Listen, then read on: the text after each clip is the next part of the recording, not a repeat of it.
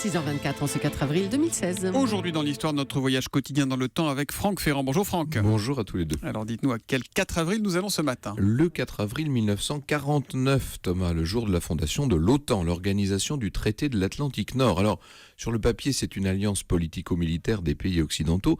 Dans les faits, c'est un regroupement stratégique autour des États-Unis.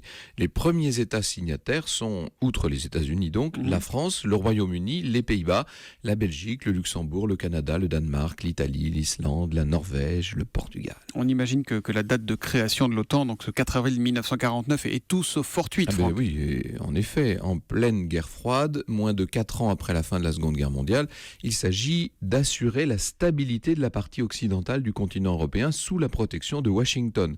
L'année précédente ont eu lieu le coup de Prague et le blocus de Berlin.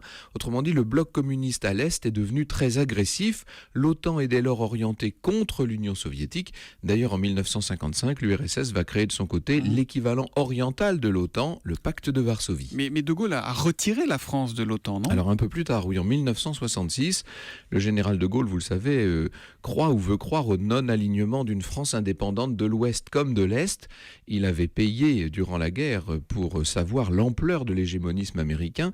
Il voulait profiter du statut nouveau de la France en tant que puissance atomique pour assurer sa pleine indépendance stratégique à l'égard de Washington, ce qui ne veut pas dire d'ailleurs qu'il ait jamais remis en cause le principe d'une alliance occidentale.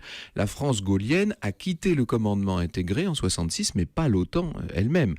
Alors me direz-vous, pourquoi en 2009 le président Sarkozy est-il revenu sur la position adoptée depuis De Gaulle et a-t-il fait rentrer la France dans ce commandement intégré? Et là nous abordons des questions de haute politique. Bornons-nous à constater l'augmentation considérable de la puissance et de l'influence des États-Unis depuis 1991.